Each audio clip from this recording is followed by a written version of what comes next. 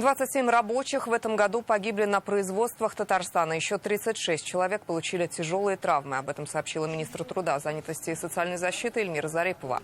По статистике, самыми травмоопасными отраслями являются обрабатывающие производства, транспорт, а также сфера строительства. Каждый второй несчастный случай – это падение с высоты. Так, в марте рабочий погиб в Кукмарском районе. Он упал на бетонное покрытие площадки. Основные причины трагедии – нарушение технологического процесса и некорректное использование средств индивидуальной защиты.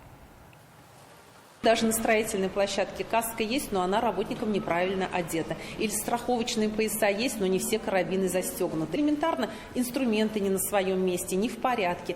Произошел у нас случай при распиловке бревен, бревно скатилось, а здесь валялись инструменты рядом с бревнами, такие как лом. Мимо проходил работник, который вообще не имел никакого отношения к этому процессу, и скатившееся бревно, упав на лом, повредило, отскочило в сторону этого работника и нанесло ему тяжелую травму.